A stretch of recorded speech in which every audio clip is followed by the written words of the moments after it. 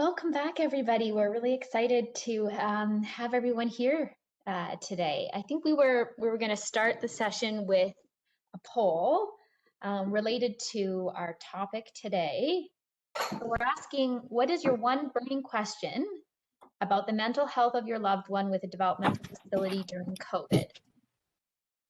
So seeing things around anxiety and sadness, sleep issues, wanting to be able to connect with someone to help with some of these things, providing social experiences during this time, what it's going to be like when COVID's over, keeping your loved one safe, staying connected, getting out in the community when you can, understanding their feelings if they're nonverbal, difficulties with isolation, keeping them engaged and connected.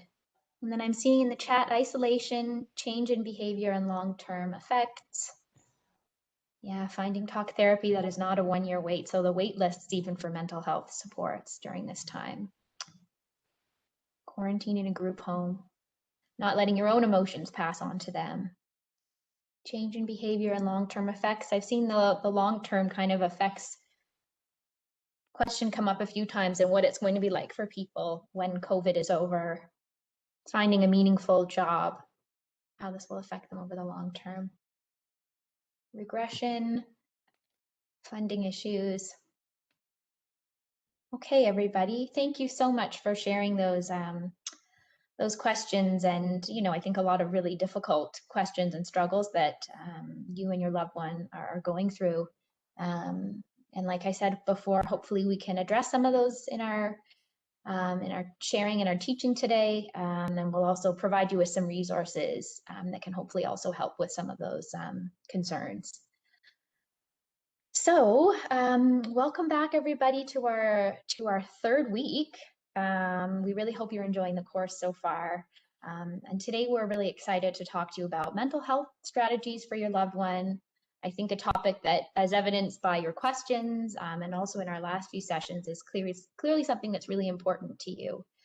And while we can't provide sort of specific psychological or medical advice, in this course, we do hope the information we provide is relevant and helpful to you and your loved one. So I want to start today's session by acknowledging that I'm joining you today on lands that have been occupied by First Nations for millennia, lands rich in civilizations. And as an uninvited guest on this land, I have the pleasure of living, working, and playing on this beautiful territory, and I'm thankful for the Mississauga people who have cared for and continue to care for these lands. And I recognize that people are joining today from near and far, from across Canada. And I also want to acknowledge the elders, the caretakers, and the owners of those territories from where you may be joining.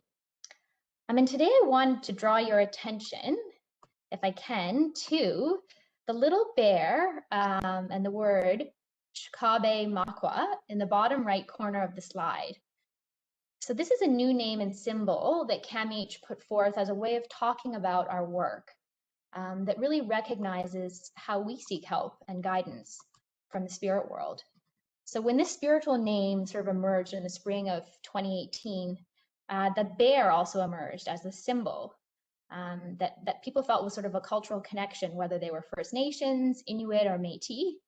So for some, they acknowledge the bear as medicine, and others sort of acknowledge that bear as a knowledge keeper, a protector, or a healer. So Shkabe Makwa translates to spirit bear helper.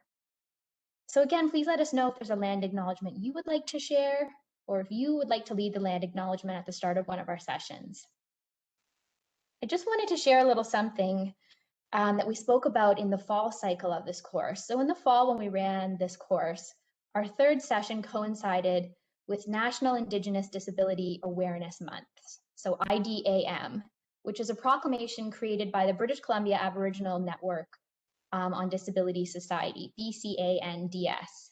So IDAM is the only Indigenous disability-specific awareness initiative of its kind in the whole world. And while it's not IDAM this month, I thought it was really important to bring it to this group because I think this initiative raises awareness of a really important topic. The often unique issues and circumstances faced by the Indigenous population of Canada who live with disabilities. So Indigenous people in Canada experience a rate of disability that's twice that of the non-Indigenous population. And they also experience, many other challenges, things like poverty, limited access to resources and infrastructure, remoteness, and oftentimes discrimination or racism. So I think as part of our continuous efforts to ensure that our programs and our services are accessible to individuals and families of all backgrounds, I think we have to recognize that a lot more needs to be done to close the gap between Indigenous Canadians who are living with disabilities. So I put the website there if you're interested in taking a look, but I just wanted to share that with you all today. I think what we're going to do now is introduce some people. So today, Lee and I will be presenting, who you both know, but we're also really excited because we have a psychiatrist at CAMH, Natasha Fernandez, who's going to be joining us as well. So Natasha, I wondered if you could please introduce yourself to the group. Sure. I really appreciate the promotion, Joanna, but I'm actually still a resident. So I'm actually going to be a psychiatrist in a few months, in July. But yes, I am working here at CAMH. And I have a very specific interest in adults with developmental disabilities who also may have psychiatric needs. So thank you so much for including me in this conversation. Thanks so much, Natasha. Psychiatrist to be in a few months. Okay, so today we're going to cover a few different things. We're going to talk a little bit about the impact of COVID on the mental health of people with developmental disabilities. We'll share some strategies around managing some of those mood and anxiety difficulties, and then we'll share some resources and some information around when and where to get help. I just wanted to say, I think we know in the general population, sort of that the mental health and well-being of Canadians has really been severely impacted by COVID. There was a big survey that was conducted by Statistics Canada in the summer, and it revealed that almost 1/4 of Canadians, reported having fair or poor mental health, and over half of people reported that their mental health had worsened since the onset of the pandemic.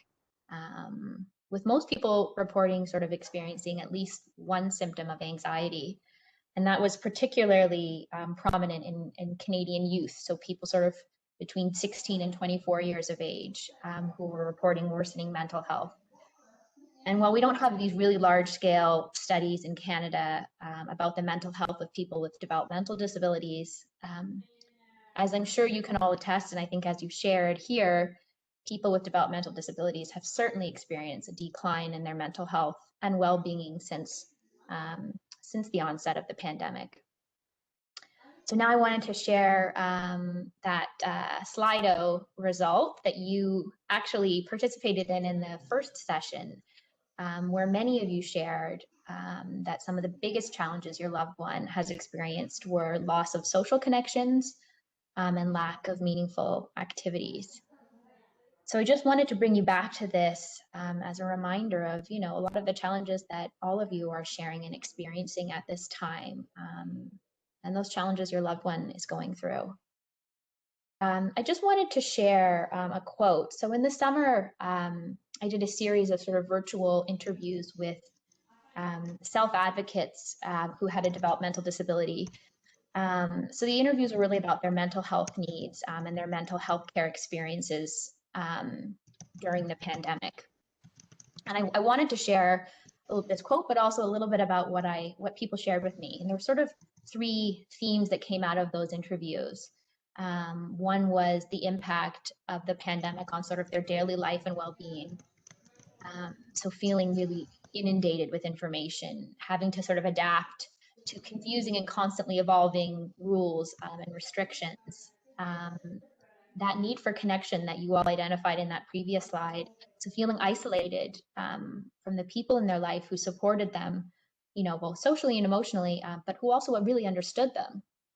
And then the third theme was around sort of the availability and access to mental health supports. And I think this came up in the first poll we did today.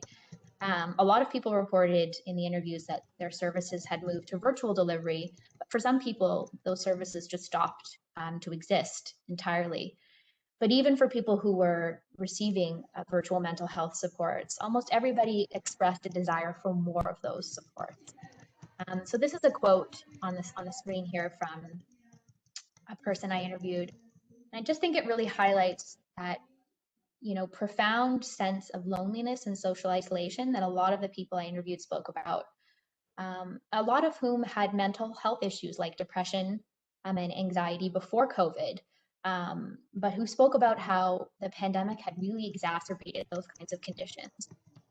And I think really importantly that a lot of the things they used to do to help cope, whether that was seeing their doctor, seeing their friends or their family, going to the gym, going to, school or workplace or a volunteer placement, a lot of those strategies that had sort of helped their well-being and helped them cope were either no longer possible or had become really stressful because of COVID. So I'm sure, none of this is new to you, and perhaps your loved one has experienced similar challenges. But I do want to share that, despite a lot of the challenges and barriers the adults I interviewed spoke about, I was also really amazed at the, complete remarkable resilience they demonstrated in the face of this adversity. Many people had found and adapted to, virtual groups for social connection or fitness, and found ways, to support their well-being, whether it was journaling or meditating, going out on walks, checking in and supporting the mental health of their peers even. So yeah, I just wanted to share that with you all, and I'm sure some of this resonates with your own experiences. So to start today, we wanted to do a breakout session. So if you can see the question there, now that we're sort of 11 months, oh my gosh, almost a year into the pandemic, kind of like we did last time, if we can share in these small groups of about five people, what is one thing you have found helpful, or even that you think would be helpful in supporting the mental health or well-being of your loved one? I'm just looking at what people have been putting in the chat around what they've found helpful. Support worker for one-on-one, time, music, virtual programming, hiking in the Rocky Mountains. That sounds pretty incredible. Music, helpful coming back to home and with family, knitting, volunteering at a church, video chats with family and friends, trying to learn new skills, keep a routine, virtual art classes, Special Olympics, yoga, virtual counseling. Wonderful. These are really great. So please continue to put what your small group came up with, and we'll make sure that that goes out on the course website. So you've all shared some really great things that you're doing and you're finding helpful. And we wanted to share something that we've created, or should I say adapted. So Yona has actually been the one who's really been involved in this work at CAMH. So what they've done is they've adapted a set of booklets originally called Step Up, which was a guided sort of self-help intervention for people with intellectual disabilities and depression in Scotland. And what they've done is they've created a new series of guided self-help materials for people with intellectual disabilities who might be sort of struggling to cope with COVID and its restrictions. So these are booklets about understanding and sort of coping with, feeling down. There's a booklet about feeling anxious, and other booklets about important ways of sort of staying well, like getting a good night's sleep, staying active, and problem solving. So there's different booklets around sort of mental health and COVID, and there's also an online film that includes a relaxation exercise that some people may find helpful. And there's a section that sort of goes through the different jargon that's being used around the coronavirus and the restrictions that are in place. So really the idea is that these booklets will give a chance for your loved one to sort of talk about what's been happening in their life since the onset of COVID. And I think a really neat thing about these booklets is that each booklet comes with a guide about how to use that particular booklet.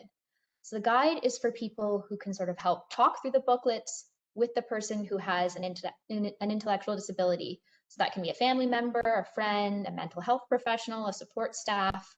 And although the booklets were designed to be accessible, as we know, some people with intellectual disabilities may not have the literacy skills to do it independently. So even if your loved one sort of does have those literacy skills, the idea of these booklets is really to have a conversation with someone. It's to give the person a chance to talk about their feelings with somebody else. So this means that that support person who's sort of going through this booklet or these booklets with them, they play a really key role in talking about those difficulties that your loved one may be having in their life, but also the booklets have share sort of an opportunity to share the good things that have been happening, which we don't often focus on or talk about. So the idea is not to rush through the booklets, but to really find a time where you can stop and talk about the different points that they bring up. Even just having an opportunity to talk through those different feelings in itself can be really therapeutic. And the books sort of provide a bit of a guide for having that discussion.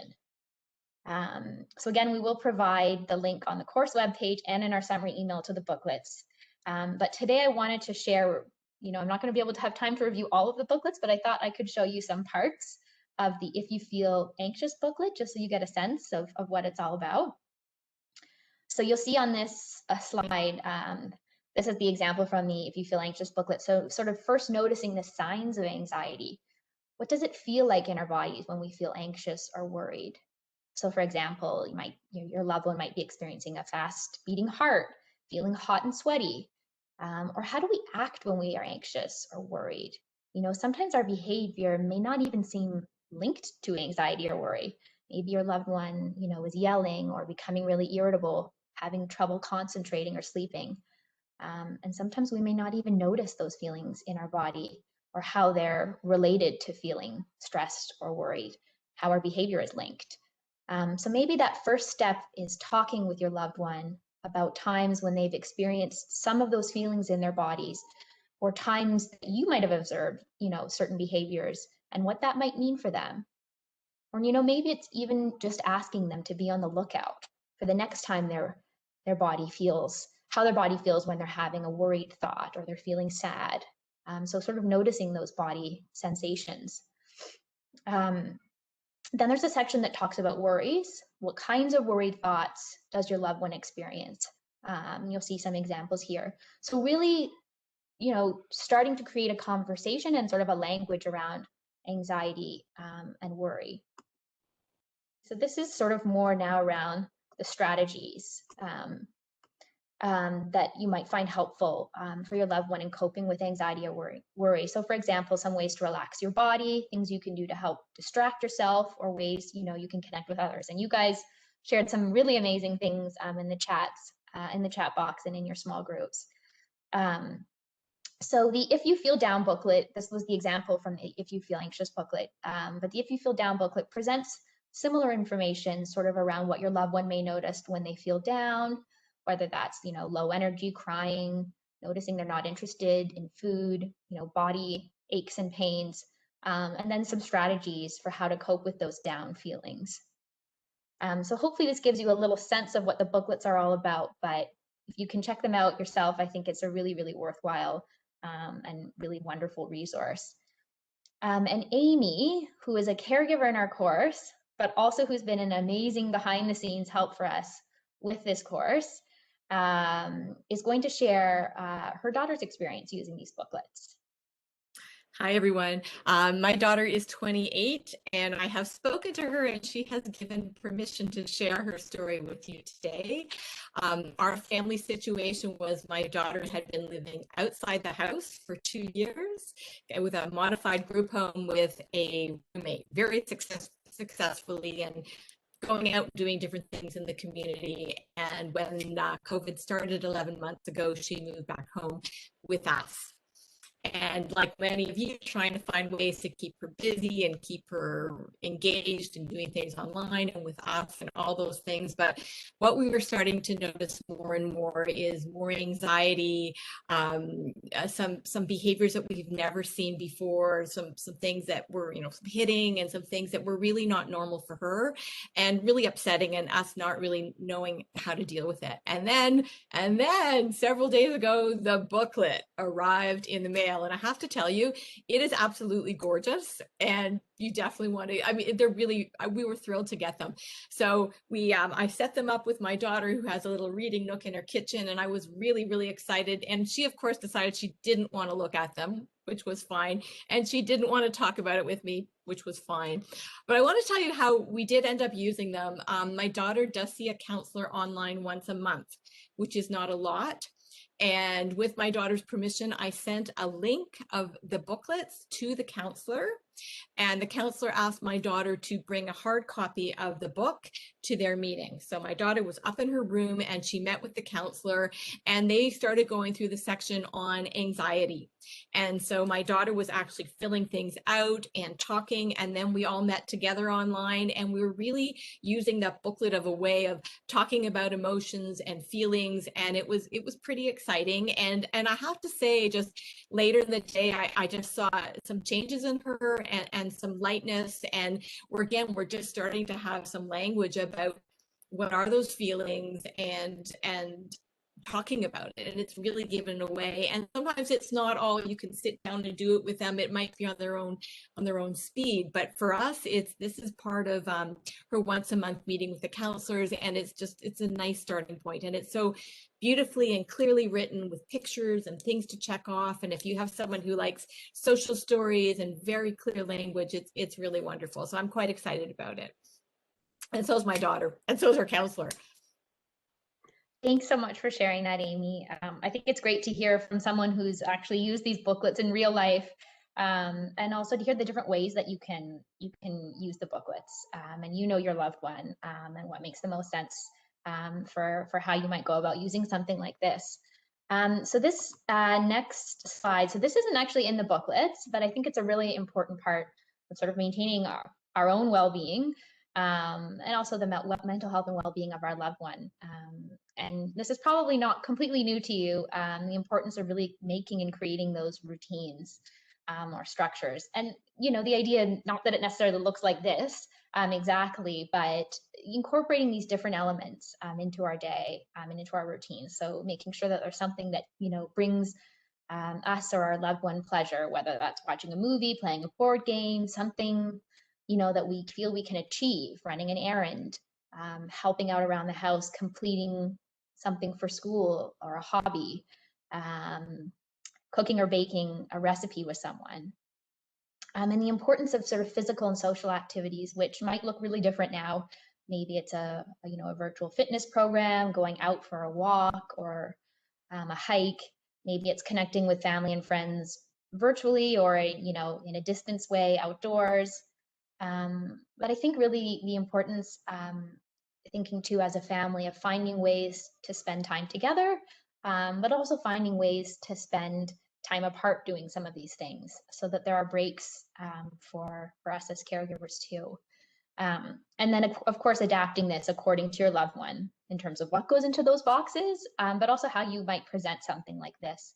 There's lots of apps out there, whether you use a visual kind of chart, have this written out, you might use check marks or write things in there. But this is just sort of one way to highlight the importance of those routines for all of us, I think. So the Know Your Normal and My Strong Mind. So these are the tools that Yona actually introduced to us in that first session. And there's some tools that I think help us kind of recognize some of those signs of, sadness or anxiety or worry, which Natasha's going to speak to us about really shortly. So these are tools and resources that help people with developmental disabilities and or their caregivers to sort of describe what their normal might look like. Things like how much sleep they usually get, how much time they spend on their interests and hobbies, and how it makes them feel, so that if any of those things are changing, it's easier to explain to people who may not understand that something feels different. So both of these resources we'll provide links to, and they have lots of really great visuals. And again, it could be something that your loved one can fill out on their own, or with a support person, or with you. And then the scale that's on the right-hand side there. So these are the Glasgow. There's the Glasgow Anxiety and Depression scales, and they've both been adapted for people with developmental disabilities, and include some really nice visuals. So they're a nice tool to kind of tease out some of those symptoms that your loved one might be experiencing. And I'm also sort of thinking about the help model that we introduced in that first session. So thinking about any changes that might have occurred in your loved one's health or their environment that could be contributing to how they're feeling or acting. So really sort of keeping that also in the back of your mind. And the idea being that these tools can help you and your loved one sort of clarify when things have changed, recognizing that sort of what's normal or typical for a person can vary, obviously from person to person, but it's something that you could share with a healthcare provider if you're concerned about a possible mental health issue. So I think our next slide is Natasha. So I'll pass it over to you. Thanks, Joanna.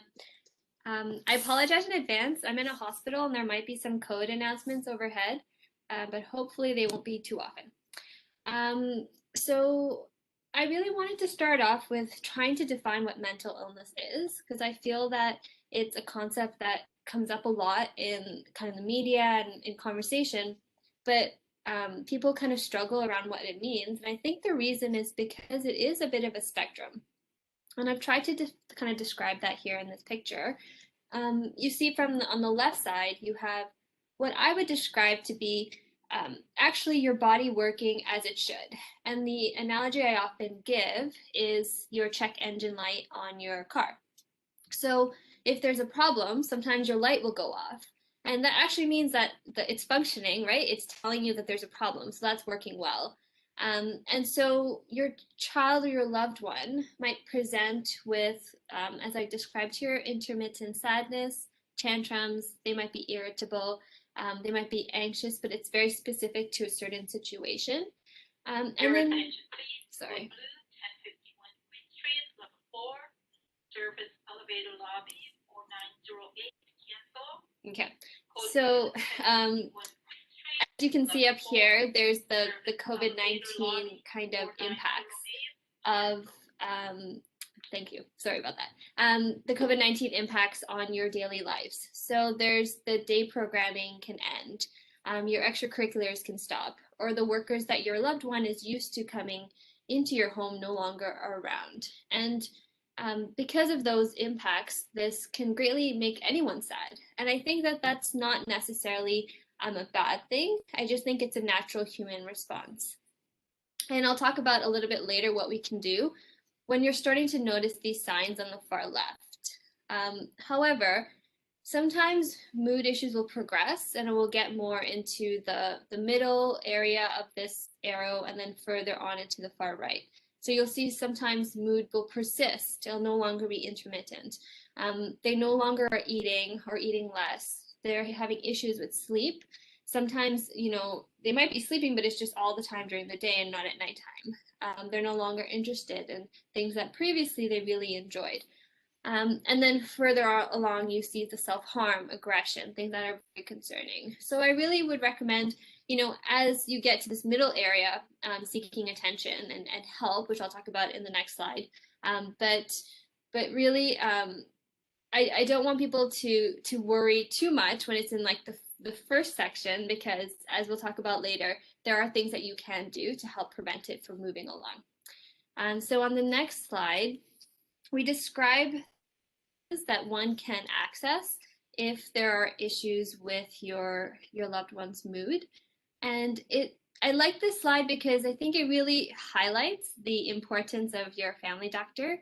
So when we talk about primary care in this lower left-hand quadrant, that involves mostly your family doctor and maybe your pediatrician if they're also involved. And I have such great respect for my family doctor colleagues. They work so hard and they do so much for us. And I think some people don't realize that you can reach out to them for mental health concerns, and they can connect you with the appropriate resources. I think they're a very good first step. I think everyone is also aware that the DSO as well is a good first step in here where you reach out. And then as the severity of the behaviors progress, and you get more higher intensity, you might want to reach out to a more specialized service.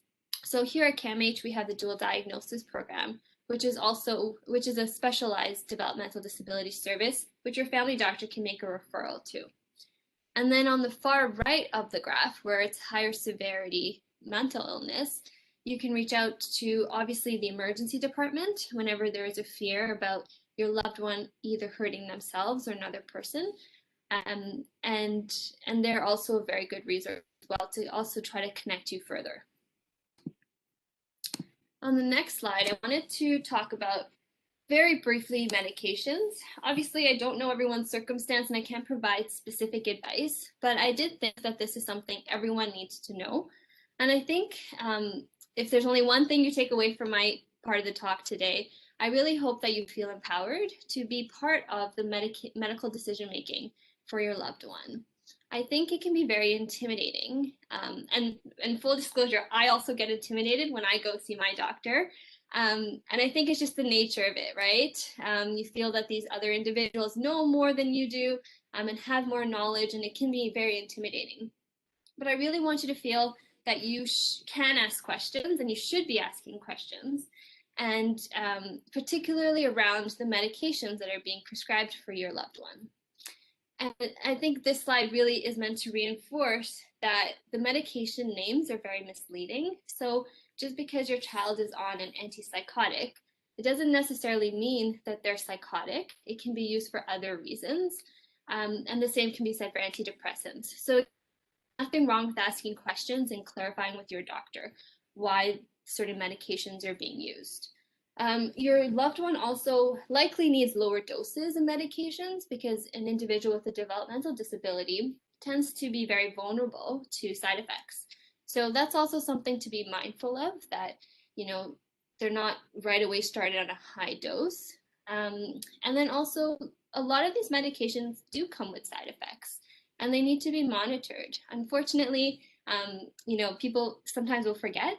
And so it does not hurt to just ask your doctor if there's blood work that needs to be done or some kind of monitoring about weight or blood pressure that goes along with the medication that your loved one is on. So this, I think, really encompasses what I'm trying to communicate is that doctors, you know, we go to medical school, we know medications really well, but you're the only one who is an expert in your loved one. And so we really need that piece of the puzzle to really understand what's going on. So I really encourage you that we're not, you know, it's not a hierarchy. It really is. We're all on the same level and we're all part of a team trying to do the best we can for your loved one. The next slide is talking about a study I really highlight that Yona was part of, and the conclusion showed that 39% of Ontario adults with the IDD were given an antipsychotic medication, and they found that only about almost one third of them did not have a documented psych disorder. And so that does not necessarily mean that they should be on a psychiatric medication, but I think it does highlight it's a lot of people that some of them probably don't need to be on those medications. And so it's important to be mindful of what they're being used for and why they're being prescribed. And so on the next slide, I just want to focus on that 1/3. So if your loved one is being prescribed an antipsychotic, it might be because they have behavioral issues. And so this might be a reasonable approach, especially if their behaviors are very challenging, if they're aggressive, if you're worried for anyone's safety, and resources such as a behavioral therapist cannot be connected to very quickly. So I think that's reasonable that they're on this medication, but for a short term. And I've listed a few caveats here for when you're starting an antipsychotic for behavior. So the first that's really important is that any medical cause for the behavior needs to be ruled out first. It's just so heartbreaking and really unfortunate if someone has, for example, a toothache or they have constipation, and instead we're just giving them an antipsychotic, which actually could maybe make their physical illness even worse.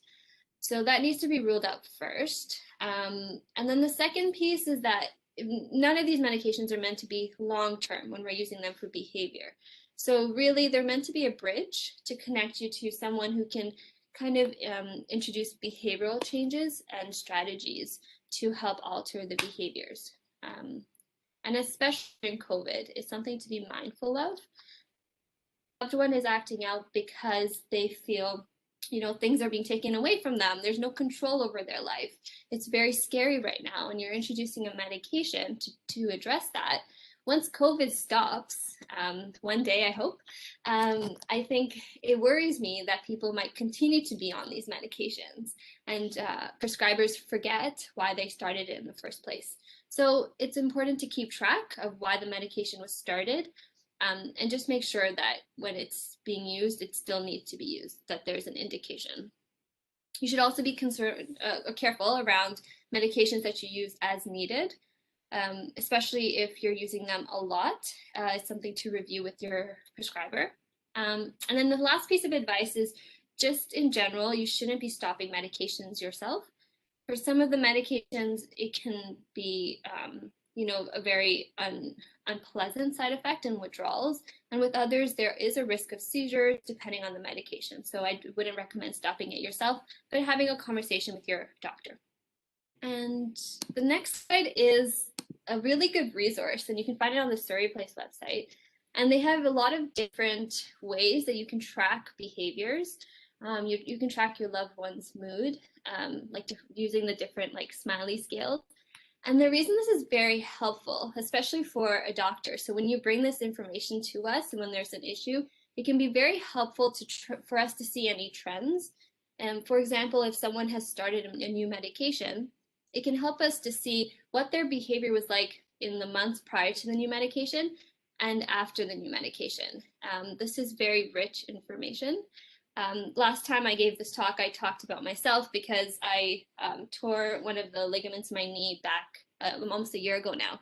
And whenever I went to go see my physiotherapist, I realized that even though he was asking me very simple questions, like, after what you do, when does it hurt? Or when does it feel unstable? And I genuinely couldn't remember. And so I found it was actually very helpful to keep track of it using a calendar. Which was far more valuable to him, I think. The next slide, I wanted to talk about exercise. As I was talking about earlier on the line, on the spectrum, on the far left, when people are starting to appear sad and they're starting to be irritable and you just don't want it to progress further, I really encourage the use of exercise as a way to prevent that. The studies show that it is the first-line treatment for mild to moderate depression, so it can be just as good as antidepressants. The nice thing is it doesn't have any side effects, except good ones. The research also shows that it doesn't matter what kind of exercise you do, so it can be going for a run or it could be doing weights, but you should try to do it 30 minutes for 3 days in a week, and within 2 to 3 months you should see an improvement. The nice thing as well, I feel some people will say, you know what, it's so cold outside, I don't want to go outside, I don't run, I hate running, but exercise can be what you enjoy. So one of my patients does Zumba, and she really enjoys that. It's dance for her. And I think that, whatever kind of form of exercise that you enjoy is the best exercise for you. So as you can see on the next slide, I wanted to highlight this young man who has been an inspiration for me. So he completed an Ironman triathlon and happens to also have Down syndrome. And if you go to his website, you'll see he has an explanation of how he finished this. And obviously, he didn't just get up one day and decided to do a triathlon. The principle he used was every day he would be 1% better. So if today he decided to go for a walk with 100 steps, then tomorrow he'd go for a walk with 101 steps. And within almost no time, he was able to achieve his goals. So I just wanted to highlight that no matter what someone's limitation is, I think you can always achieve really great things. And I just wanted to end it off my section with this slide because I think we're all kind of craving that touch and physical attention. And I feel, just even looking at this picture, people hugging feels so distant. I wanted to make sure everyone here realizes that you guys are just amazing people. Obviously, I haven't met you, but I already know, working with this population, that you do so much. And so I just want to reinforce that you should be kind to yourself. Almost every day after I finish work, I always kind of feel I need to be a better person after seeing how compassionate and caring you all are. So thank you. And I think the next slide is for questions. Thank you so much, Natasha. So we wanted to save a little bit of time today to answer some questions. I see some have come up in the chat, but if you have other ones, we have a few moments to try to answer some of your questions. Well, we've got Natasha here, and myself, and Yona, and Lee too. So the first question that I'm seeing, and this might be a question for you, Natasha, is what are the implications of long-term use of antipsychotics? My son has been on one for over 5 years.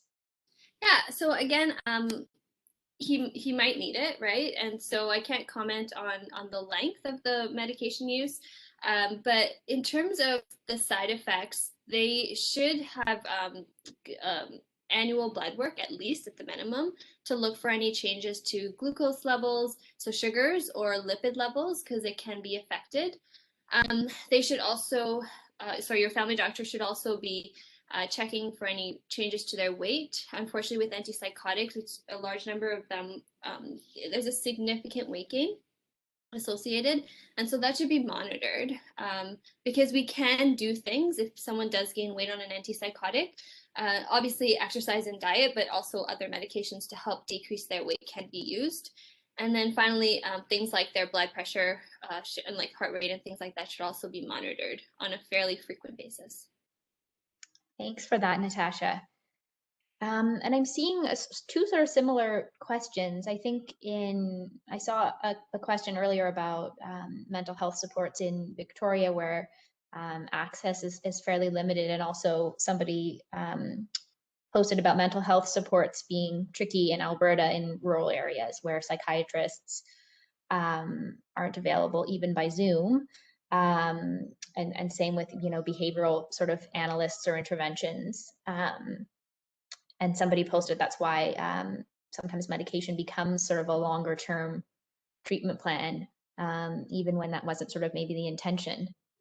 Yona, I don't know, do you have any thoughts on those kinds of situations? They're very, very tricky when you can't access, those mental health supports, but they're needed. And what kinds of, creative solutions family doctors might be able to come up with, or yeah, I think it's really helpful in each province or territory to know who some of the specialists are. Sometimes we can help a little bit depending on where you live.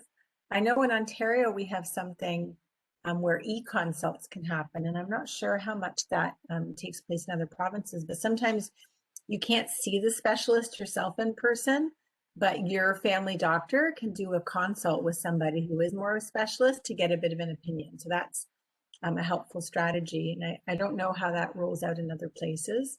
I will say that there's a lot of homework you can do while you're waiting to see the specialist, and it's really important to keep that in mind.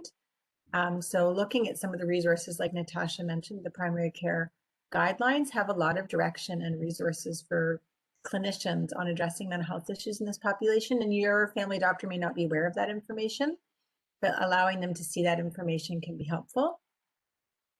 Getting yourself organized so you have good information for when you do see a specialist. And then there is actually, again, through family medicine, sort of a network of all the family doctors who specialize in this population that can maybe help advise on what might be available or not available in your province or territory. And there are also, like I say, some specialists and mental health teams in each province or territory. We're working even in this program with sort of the equivalent of Inclusion Manitoba or Inclusion Alberta, or Community Living Ontario, and some other groups that are a bit more clinically oriented in each province. So if you say to me, I have no idea where to even start in my province, one piece of our homework is that we can at least ask some of our partners about who some of those key groups might be. but it's absolutely a gap. I'm not going to lie and say, oh, we've got services, you just couldn't find them. It's a terrible gap. And sometimes it requires a lot of advocacy, but also sometimes I think a really patient provider who knows you really well and is willing to learn, even if they're not a specialist, can have a lot of good ideas. And some of this is trial and error, and it's sort of a relationship over time to figure out what works best. Thanks, Yona. I see somebody else posted, do you have any suggestions for how to prepare for a first visit to a new psychiatrist? So I don't know, Natasha, if you have any tips for somebody you might be seeing for the first time, what would be helpful information to bring, or? Yeah, I think so. If you can definitely kind of track behaviors and use some kind of calendar, that's always helpful. I don't want to intimidate you. It's certainly not necessary. So if you can't do, you can't do it, and it's totally fine. But if you can, it can be very helpful. And then also lists of medications that your loved one is on presently is incredibly helpful, as well as what they've been on in the past. That can help us guide what future medication someone needs. And the other piece is sometimes some people won't bring their loved one to an appointment, or especially if it's virtual. But we always love to see them, especially, it's about them, it's their care. So yeah, I encourage you to include them. Okay, I'm just reading a few other questions that are coming up. Can melatonin be given along with antipsychotic medication? Lots of questions for you, Natasha. So this is something I can answer, is that yes, so melatonin is a natural occurring hormone in your body, and so it doesn't react with any other medications you might be taking. And then one other question I see here, my son was prescribed medication for OCD. With his consent, we plan to have him seen by another doctor for a second opinion. What is the best way to do this? Are there any do's and don'ts around that? Can you just ask, I guess, for a referral for a second opinion? Is there any process that you're aware of, Natasha? No, I think you could just ask your family doctor. I assume it's not your family doctor who prescribed or diagnosed him with OCD. So I'm assuming it's a psychiatrist. So if you want to see another psychiatrist, that's completely fair. Yeah. Yeah. I'm seeing a lot of comments around, some people are asking specific questions, and I think you never want to get your specific advice from somebody in a chat during a webinar, right? These are not medical consultations, and everyone's situation is unique. So these are really good conversations, again, to have with your healthcare provider. And remember what we talked about last week around sort of both knowing your normal, right? Or kind of knowing what is typical for your loved one and how things have changed, monitoring stuff as we go. And sort of being ready to communicate that information to a specialist. So if you want to get a second opinion with someone, that's great. But if you bring a Bible, they won't read it. So have some information, have the most important information in an organized way. And sometimes you have to tell your story more than once, and that's okay. Involve your loved one as much as possible and helping to tell their story. And again, recognizing there's some trial and error to this work. There's no perfect solution that people can just jump on quickly if only you saw the right person. Remember the help model, right? So even when we're talking about treatments, someone said, well, was there the right medication for different behavior problems? I always stop and say, oh my gosh, what's the behavior problem, right? Why? If it's, treating an impacted tooth, there's no right psychiatric medication for that. We got to fix the tooth and deal with that pain.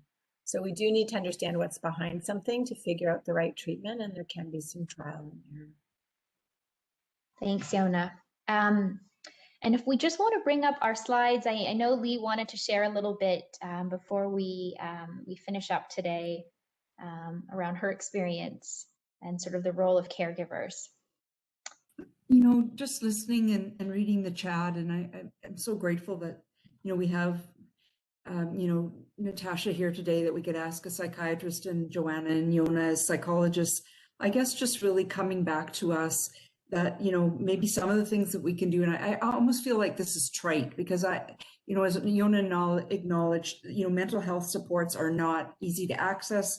They're hard to navigate. They're missing almost entirely in some places.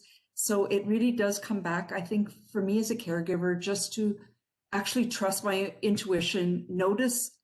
I feel that, discuss it with my my loved one's family doctor. Does this require more input than what we're doing now? And just to really trust that in our own intuition around, is more help required?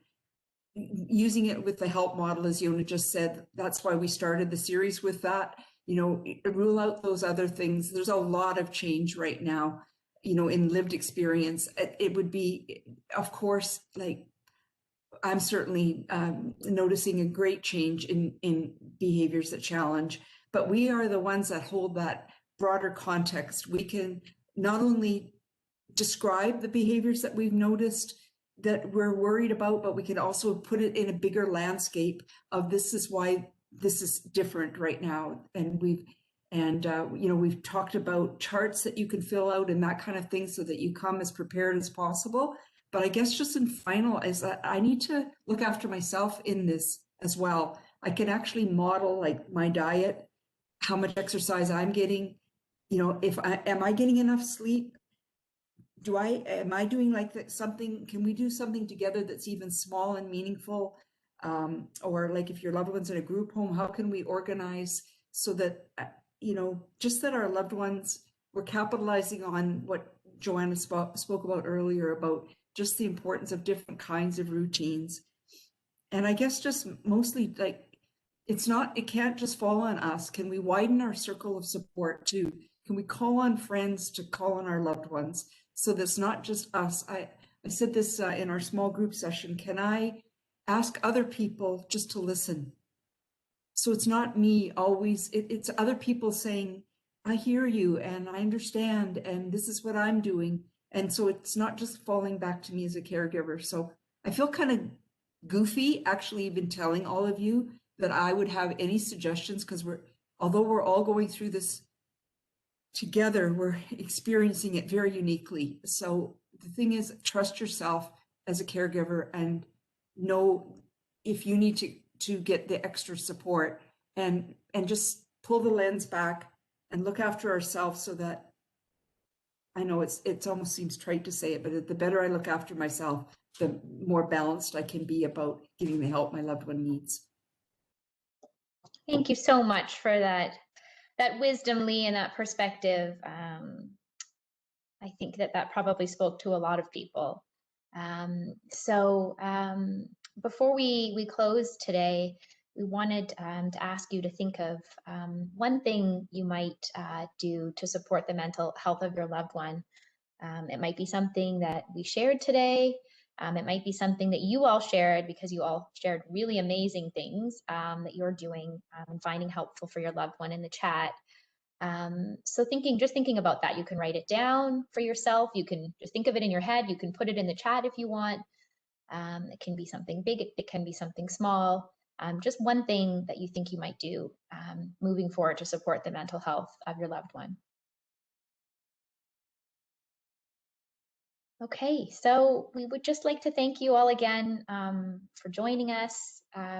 We hope you found today helpful. We know this is a difficult topic, and I think, as a lot of you shared, a challenging one, even just in terms of getting some of those supports when you need them. So thank you for your sharing. And next week, we will be talking about grief and loss during the pandemic. So we've actually switched around the weeks. One of our sort of presenters and experts had to change their schedule. So next week is about grief and loss, and then the week after will be about healthcare planning. And a big thank you, as always, to Lee and Yona and Amy. We so appreciate your wisdom and your perspective and your support in this course. And to Natasha, we're all really grateful. And I know I can tell by the chat comments that everybody's really, really grateful to have you here today, and your sort of expertise in psychiatry. I think it has been really, really helpful in answering a lot of the questions that came up. So thank you very much for joining us. So I think that's all. We'll see you next week. Thanks, everyone. Have a great rest of your day.